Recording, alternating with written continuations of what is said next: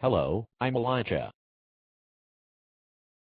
In the video, The United States of Jesus, Pat Kendall continues to mislead his audience with a series of question-begging statements, this time concerning a hypothetical vision of a USA governed according to the teachings of Jesus. Pat offers his interpretation of Jesus, his teachings, and of how those teachings would impact the political landscape of the USA.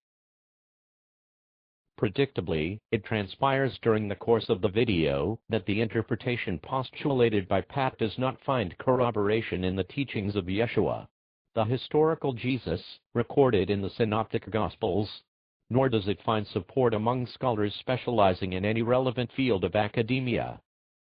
The premises Pat uses to buttress his arguments appear unsubstantiated and render his arguments void. They have no foundation in reality. Although Pat's arguments are question-begging, and even though PDAW has never attempted to defend the teachings of the heretical Christian Church, which has arisen to be not only a separate religion from the Nazarene sect of Judaism, but also an instrument of the state, and despite PDAW maintaining the opinion that Christianity is an antinomian creed invented in Rome by a pagan regime to aid its political agenda, is almost entirely removed from the teachings and practices of Rabbi Yeshua, his Talmudim, and his first-century followers, all devout, Torah-observant Israelites, and that its Mithras, Jesus, caricature does not portray the Messiah found in the Synoptic Gospels of the Holy Bible. PDAW continues to have a dog in this fight. PDAW is adamant that Pat's material is simply the regurgitation of common criticisms aimed at the church establishment, each criticism being removed from and irrelevant to the historical Rabbi Yeshua and his first-century Nazarene movement. The ease with which PDAW has been able to rebut Pat's assertions and opinions is evidence that he possesses no first-hand knowledge of the biblical texts and has never undertaken an in-depth study of them. His opinions being the aggregate of the misinformation he gleans from misogynist websites and authors, Pat does not possess the requisite knowledge for making a distinction between the God, Messiah, and theology of the Holy Bible and the products of the corrupt church establishment. Therefore, it is the responsibility of PDAW to continue exposing Pat for the ill-informed shyster he truly is. That's the dog in this fight. The claim that Jesus was a liberal offers further justification for such an estimation of Pat and his material. Contrasting with the assertions of Pat, who, by his own admission, has very little by way of a formal education, are those of respected scholar Robert Eisenman.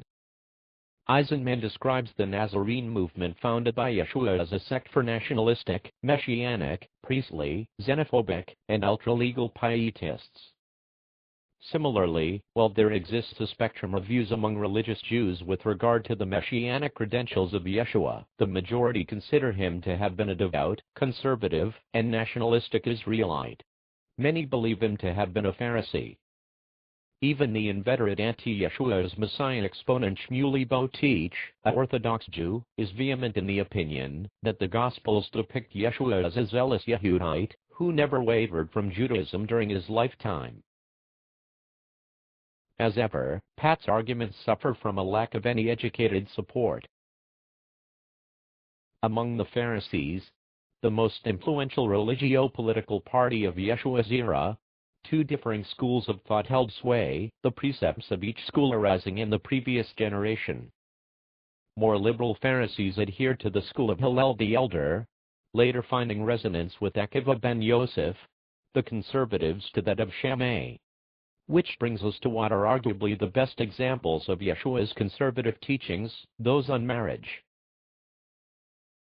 While the more liberal Pharisees held Hillel's opinion that a man could divorce a wife for almost any reason, the conservatives held to Shammai's opinion that a man can only divorce a wife on the grounds of fornication, often found translated porneia in the Gospels, a term used to describe any form of sexual conduct other than a heterosexual marriage.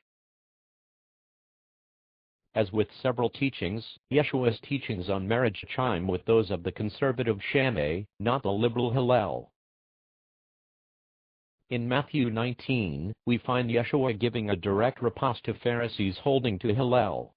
His austere teachings on the inviolable sanctity of marriage astound even his own disciples, who complain that, quote, if such is the case of the man with his wife, it is good not to marry.